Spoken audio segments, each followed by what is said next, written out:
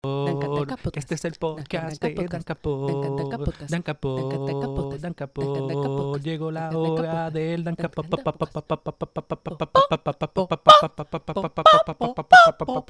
Hoy vamos a discutir una de mis historias favoritas de Spider-Man.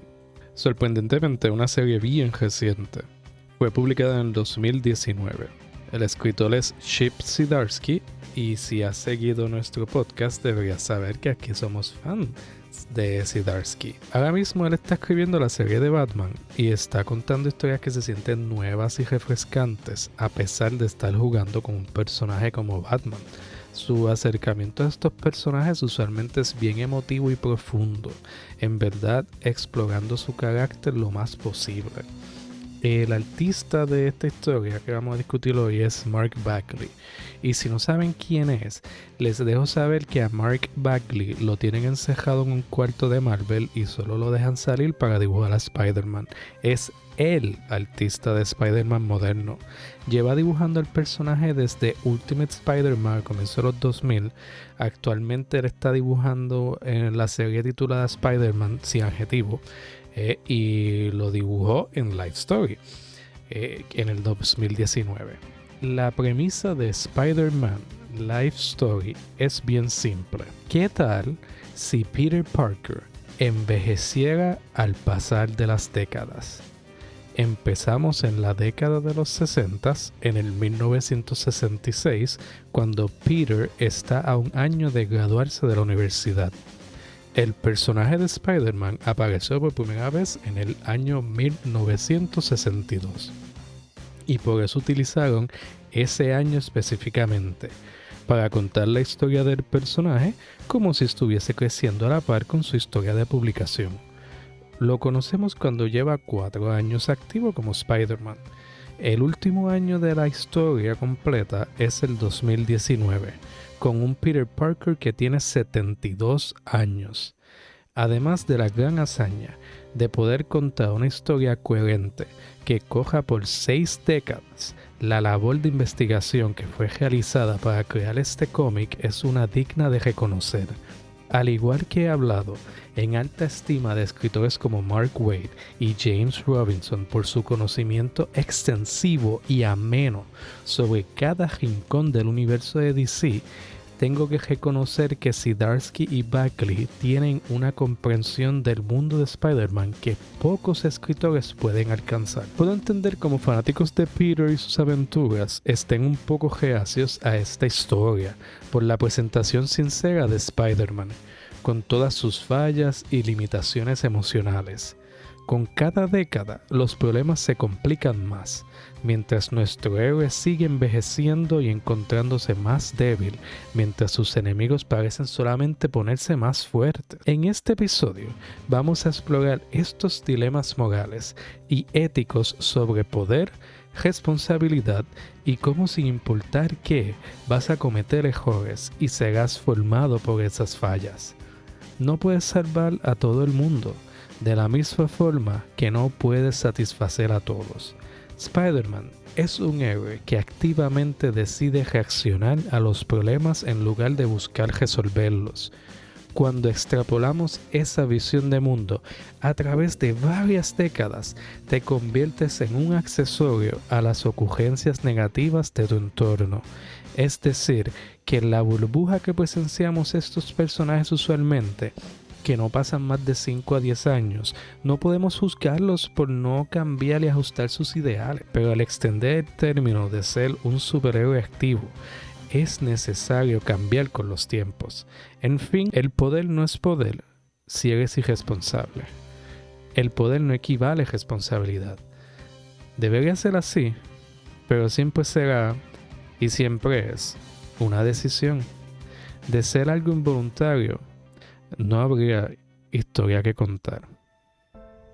Un gran poder. Todos hemos escuchado la línea clásica del tío Ben, y probablemente la mayoría de nosotros la ha escuchado mal, ha escuchado la versión equivocada de la cita, que es la que usualmente usan hasta los mismos cómics recientemente. Una de las mayores misconcepciones de un personaje en cómics, básicamente como el Mandela Effect, la cita no es con gran poder viene gran responsabilidad. O sea, with great power comes great responsibility. La cita correcta es: un gran poder también debe conllevar una gran responsabilidad. Es decir, with great power there must also come great responsibility. La distinción podría parecer una trivialidad que aún acabando de mencionarla pensarán que dije lo mismo 2 veces. La línea errónea sugiere que si Peter tiene un gran poder, ya automáticamente tiene la responsabilidad. Es algo que se da por hecho. Es la lección que aprendió al perder a su tío por su incapacidad de ejercer su poder. Pero esa redacción de al tener A tienes B te quita bastante valor como individuo. Me refiero a que traiciona toda la tragedia del mensaje del tío Ben. La línea redactada de forma correcta lo convierte en una cuestión moral y ética. Las personas que tienen gran poder deberían ser responsables con ello. Deberían, pero no lo son. Por eso un personaje como Spider-Man es tan especial. Gracias a las últimas palabras de Ben, esta es la ideología que formará el ADN de Peter Parker durante toda su vida.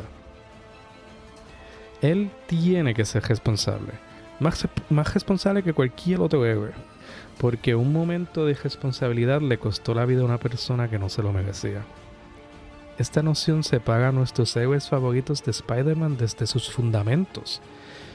Vamos a usar unos cuantos ejemplos. Batman tiene otra misión en vida: intentar que ningún niño pierda a sus padres a causa de la criminalidad. Captain America siempre fue alguien que quería hacer el bien y entregar su ser a proteger a aquellos que no pueden protegerse. Superman siente que para honrar a sus padres tiene que ser la mejor persona posible. Menos de eso y sus padres estarían decepcionados. Iron Man busca redimir los pecados de su pasado y tiene la obligación de prepararse para cualquier eventualidad. He mencionado 4 héroes bien icónicos de DC y de Marvel, y ninguno de ellos comparte una característica bien importante con Peter Parker: la culpa. Spider-Man se define por lo culpable que se siente de haber cometido un error tan graso. Se dejó llevar por el poder que tenía y se le olvidó cualquier ideal que había aprendido de Ben y May. Es un joven, es un estudiante superior que ha sido víctima de bullying y de momento tiene el poder para defenderse y disfrutar su vida. Cualquiera de nosotros a esa edad hubiese pecado de lo mismo. Fue un breve momento donde un adolescente actuó como cualquier otro adolescente. Desafortunadamente, esto llevó a una tragedia horrible. Y en lugar de moverse hacia adelante, de reconocer que simplemente él no sabía más que eso, se quedó estancado. Peter Parker toma la decisión en ese momento de cargar con el peso de sus decisiones, de cargar con la consecuencia de su mezquinidad, por el gesto de su vida. Un detalle que para mí es constantemente ignorado es que estamos hablando de un chamaco de 15 años. Sí, o sea, solamente 15 años, con toda esa carga emocional por un error que cometió. Cualquier otra persona quedaría derrumbada emocionalmente, pero Spider-Man no es como cualquier otra persona. Él es nuestro friendly neighborhood Spider-Man. A pesar de toda la tragedia, mantendrá su sentido del humor y no se callará la boca hasta que nos saque una sonrisa. Ese es el gran poder de Peter. Aún con su super fuerza, su Spider-Sense y hasta su cerebro tan brillante, nada es más poderoso que su gracia. Y no me malinterpreten. En este libro te dejan claro que Peter es una persona con muchos defectos en carácter. En otros cómics hemos visto como Peter tiene una mecha corta y puede ser bien desagradable con sus amigos cuando quiere serlo. Tiene un temperamento que de nada se desata y se las va a desquitar contigo. Y aun con esas características, lo que brilla es su gracia. Él comete errores, pierde el control y aliena a sus seres queridos, pero se detiene, se evalúa y busca cómo redimirse. Es uno de los aspectos que hace que Spider-Man sea tan querido por los fanáticos. Sus fallas facilitan el que conectemos con él. Nos podemos ver fácilmente en los zapatos de Peter porque estamos viendo que, al igual que nosotros, él tiene fallas y problemas que nosotros tenemos. Resolver una gran mayoría de sus problemas no tiene que ver con sus actos superheroicos o hazañas asombrosas. Resolver sus problemas usualmente significa comunicación efectiva, balancear las responsabilidades de tu vida, encontrar coraje para dar el primer paso o algo tan simple como estar presente para tu familia. ¿Por qué le he dedicado tanto tiempo a hablar sobre el poder de Spider-Man? Por 2 razones principalmente. La primera es que quiero dejar claro qué es lo que separa a Peter Parker de los demás héroes de Marvel. Cuando cuenta una historia donde el tiempo sí pasa y verá el transcurso de 6 décadas, tengo la responsabilidad de establecer para ustedes qué exactamente define este poder. En resumen, es un poder que se va descubriendo y redefiniendo con el pasar del tiempo, llegando a un punto climático donde Peter es una de las personas con el mayor potencial del mayor impacto para el mundo que presenciamos en Spider-Man Life Story. Momentos de inacción, que podríamos llamar posturas centristas, facilitan que eventos no tan buenos ocurran en este mundo. Es decir, que Spider-Man tiene el poder necesario para darle suficiente fuerza al lado que apoye. Es una realidad innegable que si Spider-Man está de tu lado, probablemente estás moralmente correcto y definitivamente vas a terminar victorioso. Aquí no hablamos de Civil War, eso no ocurrió, ¿ok? No pasó, Civil War no pasó. La segunda razón para todo esto es que Chip Zdarsky ha recibido mucho odio y crítica negativa por su interpretación y opinión sobre el personaje de Spider-Man, mayormente por lo que hace con Peter Parker en esta historia. En defensa de Zdarsky, todo lo que yo le he contado hasta este momento, tú lo puedes interpretar solamente leyendo Spider-Man Life Story. Esta novela gráfica tiene el ADN de Spider-Man en cada página. Si nos duele ver los hoyos que Peter está cavando para él mismo, y que le tomó como 40 años aprender ciertas lecciones, o hasta su tratamiento a Mary Jane y a su familia. Pero ninguna de esas cosas fue tratada ofensivamente o sin fundamentos bien racionales de acuerdo a lo que define el personaje. Dentro del contexto de esta historia específica, tampoco estoy diciendo que Peter estuvo bien por ser negligente con su esposa e hijas, para nada. Me atrevo a decir que fue por varios años un pésimo padre y peor pareja. Lo que yo estoy diciendo es que en este contexto hace sentido que Peter actúe como actuó, por más que nos duela. Es una persona como tú y yo, que está cargando con traumas desde los 15 años que no ha tenido la oportunidad de sanar. Y todo esto sin considerar que es un Peter Parker que nació en los 1940. En el 2019 tenía 72 años. Son los otros días. Vamos a ser justos y pensar en personas de esa generación y en nuestros mismos abuelos. Por más buenas personas que sean, vienen de tiempos bien diferentes, con diferentes modos y con mucho espacio para mejorar. Pero por encima de todo, no son muy flexibles en sus ideales y no están pendientes a su salud mental. No vamos a fingir que nuestros abuelos o tan siquiera padres estarán bien con que uno vaya a recibir terapia. Esto sigue siendo un tabú en nuestra sociedad. La idea de que necesitamos ayuda psicológica para poder lidiar con nuestra vida. Son cosas de gente que no está bien. Aún con todo esto, se atreven a decir que Zdarsky no entiende el personaje y que está haciendo cosas inusuales o que traicionan el legado de Spider-Man. Durante la porción de los 60 de Life Story, el problema mayor en el mundo es la guerra de Vietnam. Inmediatamente vemos que Peter es anticapitalista y no se lleva para nada con Tony Stark. Tony está activo en la guerra, haciendo lo posible para ayudar a Estados Unidos. Peter no sabe qué hacer, pero se siente angustiado al tener tanto poder y no estar ayudando en la guerra. Podemos asumir que él no quiere involucrarse porque no cree filosóficamente en la guerra, pero no puede dejar esa clásica culpa Parker atrás, por lo cual va a estar castigándose hasta más no poder. Él no está seguro de qué hacer y se encuentra con nada más y nada menos que Captain America, donde tienen una interacción bien amena. Captain America está por irse a Vietnam a servir a su país, más por presión grupal que otra cosa, pero se lo deja súper claro a Spider-Man, como que tú no estás haciendo las cosas mal. Por lo que Captain America ha visto, él está ayudando un montón y no hay nada cobarde sobre ello. Él le dice que, mira, en mi caso yo tengo que ir, porque tengo un deber, pero yo voy para que jóvenes como tú no tengan que hacerlo. Básicamente le dejó saber que sus caminos son diferentes y que no tiene que sentirse culpable por no ir a la queja. Peter con todo y eso no entendió el hint de que Steve no quiere ir para allá. Pero nada. Literalmente Captain America luego de solamente un año, probablemente antes del año, comenzó a defender a los vietnamitas y se declaró enemigo de Tony Stark y el ejército americano. La cita fue: dile a Tony Stark que estas personas están bajo mi protección. Y pues, la queja nunca se acababa. En verdad que esa cita me encantó. Voy a usar esa cita cada vez que me digan que Captain America es un capitalista que sirve los intereses de los gringos. Como pueden notar, te dejan saber inmediatamente que Peter tiene el poder de finalizar un gran conflicto. Si defiende a Vietnam, la queja se acaba. Si apoya a Tony, la queja se va a acabar.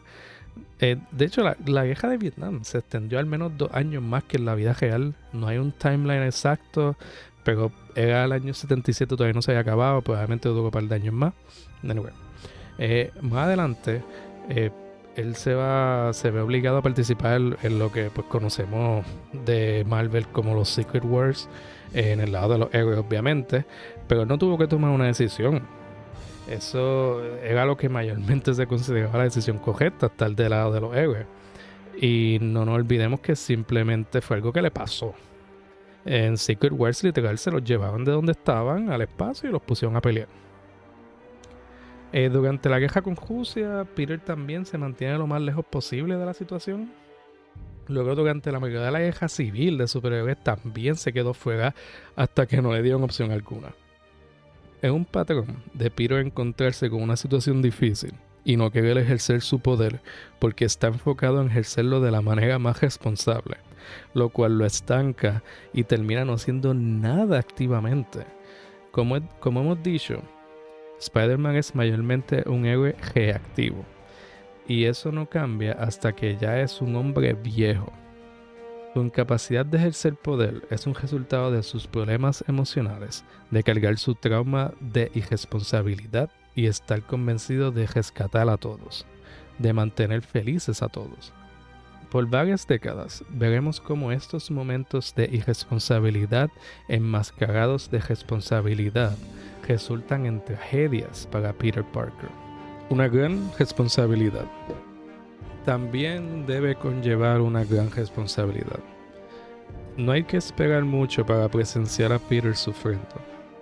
Claro, en la década de los 60 ya tuvo que lidiar con la pérdida de Ben. Todos sabemos cómo se siente sobre eso.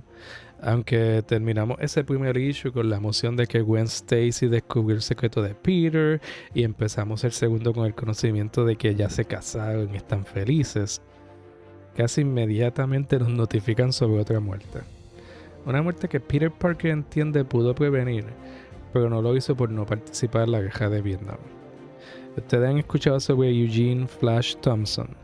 Él fue el bully número 1 de Peter durante la superior, pero se reconciliaron más o menos y era considerado parte del grupo de amistades de Peter. Flash Thompson no fue drafted en la lotería de la guerra. Él mismo enlistó para servir. Peter en realidad nunca pareció perdonar a Flash, y durante la fiesta de despedida le dijo un par de cosas bien nasty, burlándose de que ir a la guerra es el sueño de todo bully. A pesar de todo el poder que tiene Parker, se ve como alguien pequeño en comparación con Thompson, y tiene la necesidad de minimizar sus ideales y labor.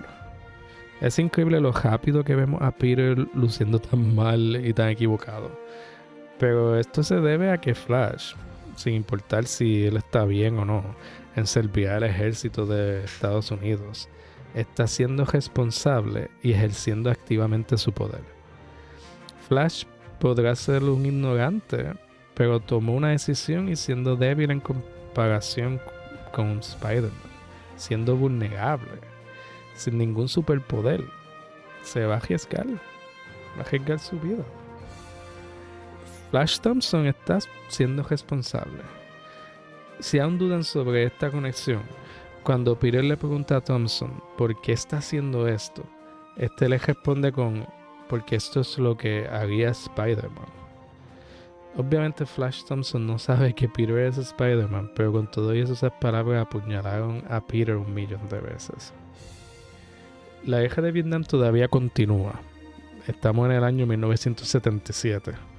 Peter está acompañado de Gwen, su esposa, mientras le hablan una lápida en un cementerio. Cuando nos enseñan la lápida a detalle, Stale Eugene Flash Thompson murió en el 1974. No que esta muerte haya sido muy dolorosa para Peter.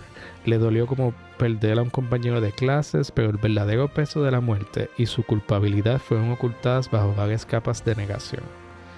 Esta es alegadamente la mejor época de la vida de Spider-Man.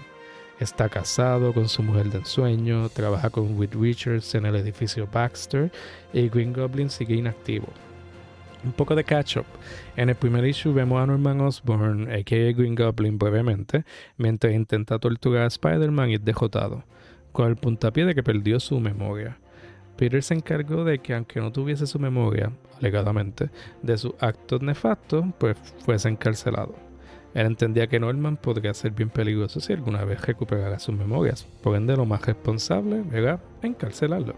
Entre otras cosas, esto está plantando las semillas de la enemistad entre Harry Osborn y Spider-Man. Ya están al día. La mayor preocupación que tiene Peter en esta década es que la guerra en Vietnam sigue. Aquí es cuando su lado conservador liberal sale a pasear. Aunque Peter está del lado de Captain America, él piensa que la guerra en Vietnam solamente sigue por culpa de Captain America, que sigue protegiendo a Vietnam. Reed Richards propone que la guerra solamente sigue porque Stark está interviniendo y ayudando a Estados Unidos, todo para poder hacer más dinero. De hecho, él dice que Captain America es como el único héroe sano que está participando en esa guerra. Yo tengo que asumir que esta postura de Peter se debe a que es más fácil de digerir su falta de acción en estos problemas grandes. Peter solamente se está enfocando en lo que tiene inmediatamente de frente, en ayudar a quien lo necesite en su camino. No se va a desviar de su camino, no va a cambiar drásticamente su vida. Esto cae bajo su definición de ser responsable porque su trabajo en el Baxter Building, es decir, su investigación justo a Mr. Fantastic, está potencialmente ayudando a millones y balancea su vida de trabajo con sus responsabilidades de superhéroe. La historia te va dejando saber poco a poco que más héroes se están uniendo a la lucha en Vietnam, pero no es la norma. Spider-Man le reclama a Reed Richards que deberían estar haciendo más. Usa de ejemplo la ropa de los Cuatro Fantásticos, ropa que se ajusta a sus necesidades fisiológicas a un nivel molecular. Peter propone que esa tecnología podría compartirla con la industria textil y así la gente no tendría que invertir tanto dinero en ropa. Naciones enteras vestidas de una y para siempre. Reed propone que ese tipo de interferencia tendría un impacto astronómico e incalculable. Estaría afectando las vidas de cientos de miles de empleados en la empresa textil. Esta empresa siendo una valorada en trillones de dólares.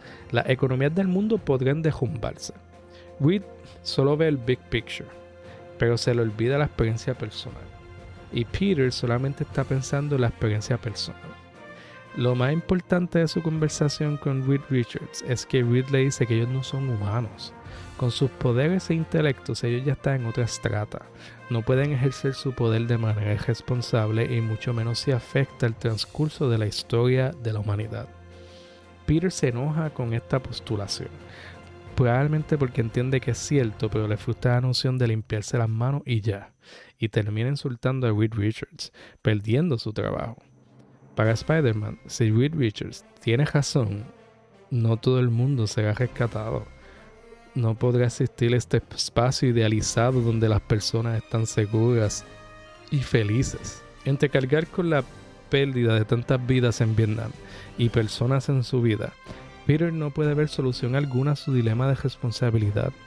Se cuestiona si en realidad es así de simple, si en realidad esto es todo lo que puede hacer o debe hacer. La realidad del caso es que los problemas solamente se van a complicar con el pasar del tiempo. Cada año el mundo evoluciona y las necesidades de la gente y el planeta van cambiando. No hay soluciones claras y efectivas. Solo hay pequeños ajustes que se le hacen a los problemas para que no sean tan graves. He juzgado a Spider-Man por ser un héroe que reacciona, pero en su posición quizá haga la opción más responsable y sensata. Si Spider-Man interviene mucho con el fin de prevenir tragedia, podría potencialmente cambiar el rumbo de la evolución humana como sociedad. Veríamos el efecto de lo que sería como super ciencia ficción en una sociedad, y eso no es lo que queremos. Eso es una historia para otro personaje que no sea arácnido, porque lo que amamos de Spider-Man es su rol como suplente del lector. O sea, como él es como un surrogate del lector. A nosotros nos encantaría tener las herramientas para afectar el crecimiento de la sociedad positivamente, pero el cargo de conciencia por las consecuencias de nuestras acciones sería monumental.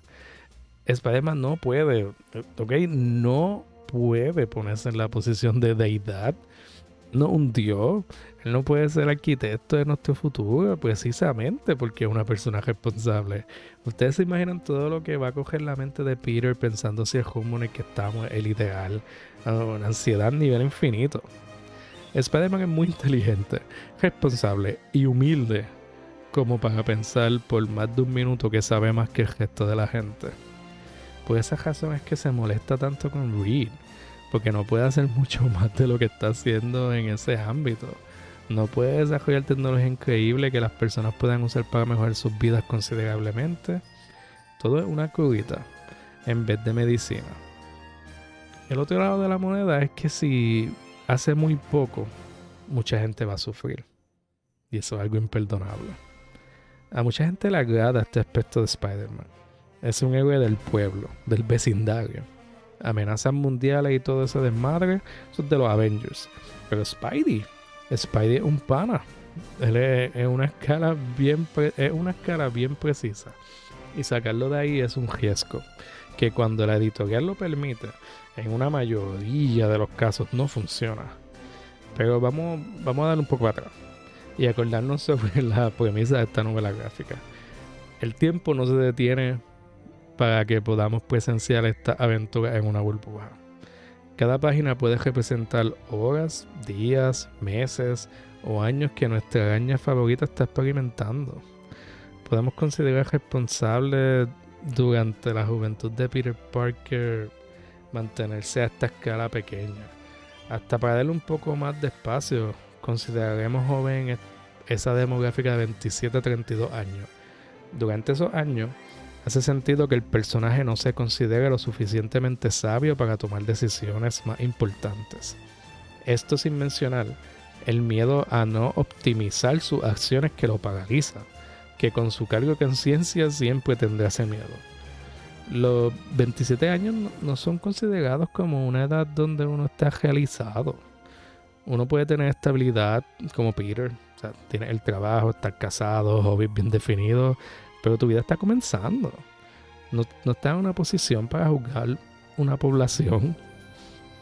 Hablando de superhéroes, lo más que debería hacer un chamaco como Spider-Man es lo mejor que puede sin estar cargando el peso del mundo.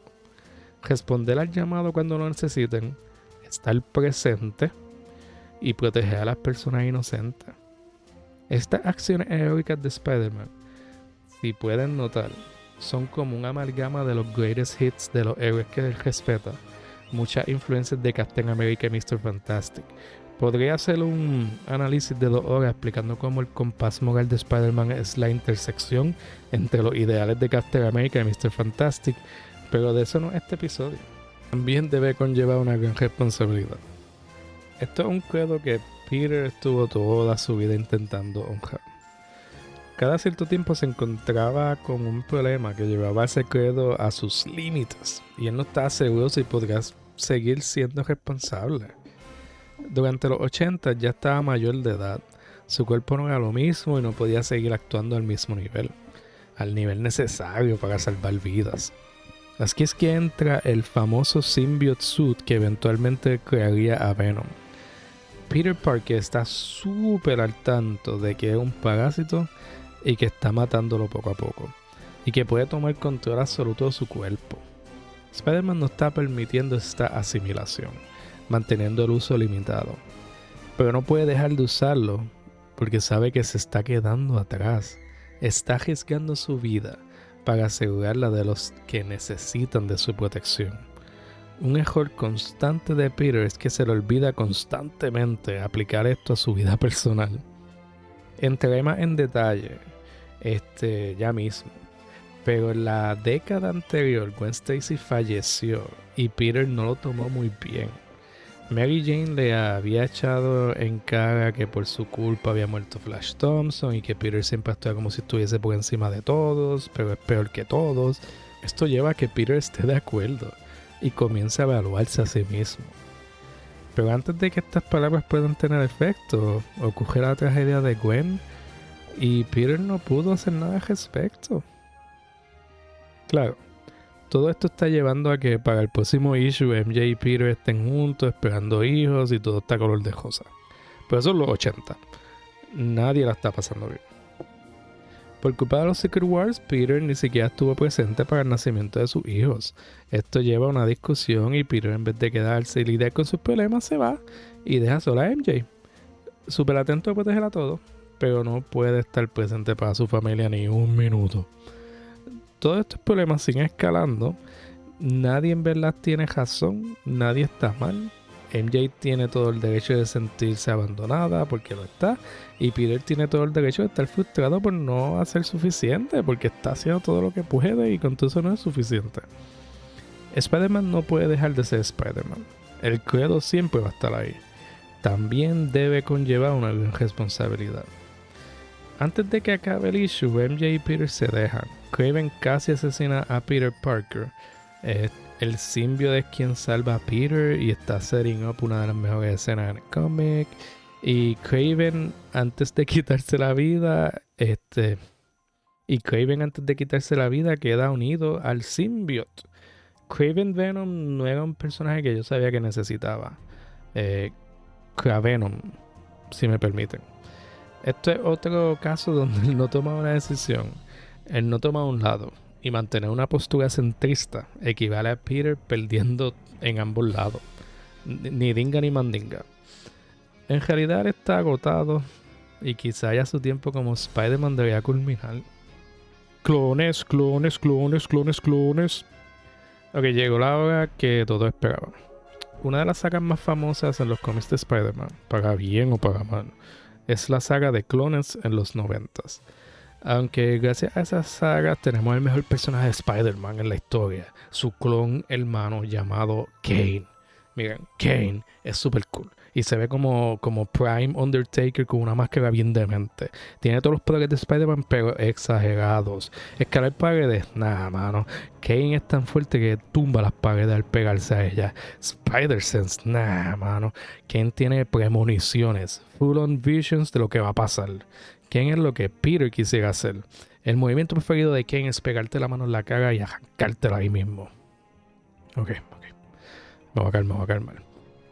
Kane ni siquiera sale en esta historia. Pero debería leer todas las apariencias de Kane y así seremos dos fanáticos de Kane. Pues, a pesar de traernos a Kane, el Clone Saga está lleno de decisiones. Hay varios eventos bien cuestionables. Y aunque tiene momentos bien buenos e icónicos, hay great character moments en el Clone Saga, fallan más de lo que pegan. Esta novela no podría librarse de los clones, más cuando es una historia que va a coger tanto tiempo con los personajes. Si queremos todo el alcance de Spider-Man y su entorno, los clones son parte de ello. El primer profesor y único de Peter y Gwen que conocemos es Miles Warren. Y ser el lector de Spidey ya sabes quién es. En esta historia nunca toma el apodo de Jackal, pero ese es su nombre de supervillano. Él es el experto en clonaje en el mundo de Spider-Man. Y quien clonó a Spider-Man originalmente. Gracias a él existen Ben Reilly y Kane Parker. Ese es el silver lining. Aquí el profesor Warren tiene una obsesión con Gwen Stacy y aunque hay pistas, nunca te lo dejan claro hasta que es muy tarde. Ella trabajaba para él en los 70 y todo parecía estar bien. Luego, en un complot de Norman y Harry Osborn, descubrimos que Warren estaba trabajando en clones de Peter Parker, Norman Osborn y... sí, Gwen Stacy. Todos los clones mueren, excepto el de Peter Parker, ya que era el único cuerpo sobrehumano. Warren reacciona llorando a cántaros y gritando y nadie entiende por qué. Le recalca, mira, solamente era un clon, Gwen sigue viva. Aquí Warren nos deja saber sobre su pecado más nefasto. La Gwen Stacy que veíamos y estaba viviendo con Peter era el clon. La Gwen Stacy original era la que estaba con los clones y fue la que murió. Afortunadamente, no volvemos a ver a Warren aquí. Los clones de Peter y Gwen se van a otra ciudad a vivir con otros nombres, con el fin de intentar crear una nueva vida. No volvemos a saber más de ellos por un par de décadas. En medio de los 90, Peter fundó Parker Industries y Tony Stark quiere comprarle la compañía. Peter decide acceder bajo una condición: que Tony deje de crear armas. Tony, como supone, se endiabló. Este es el Peter más responsable y firme en sus posturas hasta la próxima década. Describes el Spider-Man como triste y obligatorio. Está emocionalmente aislado y solo está en modo avión, ayudando en lo poco que pueda. Claro, hay vidas inocentes que se están salvando, hay carteras que no se están robando y su industria parece rendir frutos para la humanidad, pero no hay pasión detrás de sus acciones. La pasión aparece en la forma de Dr. Octopus, que nunca se recuperó de que la tía May lo dejara. Otto Octavius secuestró a Ben Reilly y a Peter Parker para estudiar su ADN. Para su sorpresa, se da cuenta de que Peter no es el original. Todo este tiempo él ha sido el clon. Mira, esto lo hicieron en los 90 de forma canónica y al público no le gustó para nada. Pero sigan conmigo, les prometo que lo hicieron bien. Aquí. Y en ningún otro lado. Esta revelación lleva a que Peter le entregue su vida e identidad a Ben.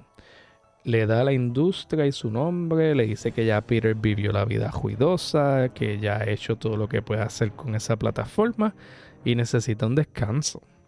Necesita vivir la vida silenciosa, la vida más calladita. Él necesita vivir con su familia.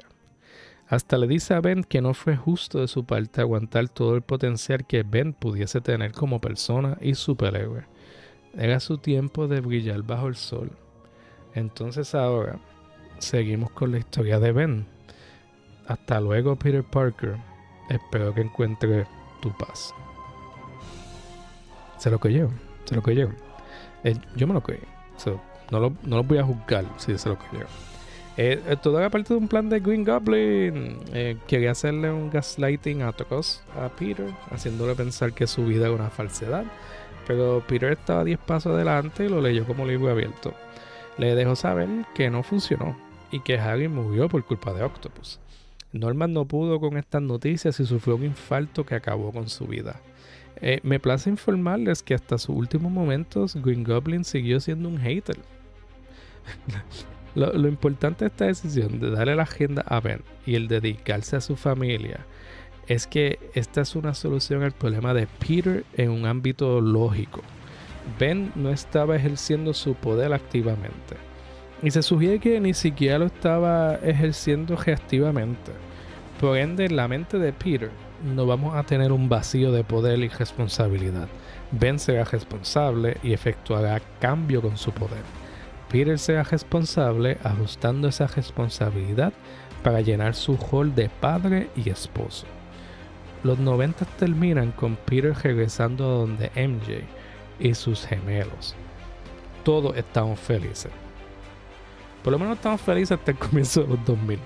Porque la versión corta es que Morlun, una criatura inmortal que está destinada a cazar Spider-Zonas, si le llega un Spider-Verse, sabe la que hay. Pelea contra Ben, le quita la vida fácilmente y está buscando a Peter, lo que considera la verdadera araña. Mientras esto está sucediendo, la guerra civil de superhéroes está en todo su apogeo. Captain America en un lado y Tony Stark súper equivocado y mal en el otro lado.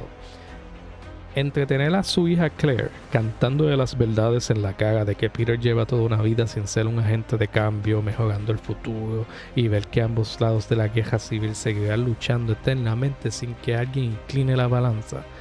Peter Parker, Spider-Man, por fin decide tomar un lado. Toma una decisión que va indudablemente a afectar negativamente a una porción de personas.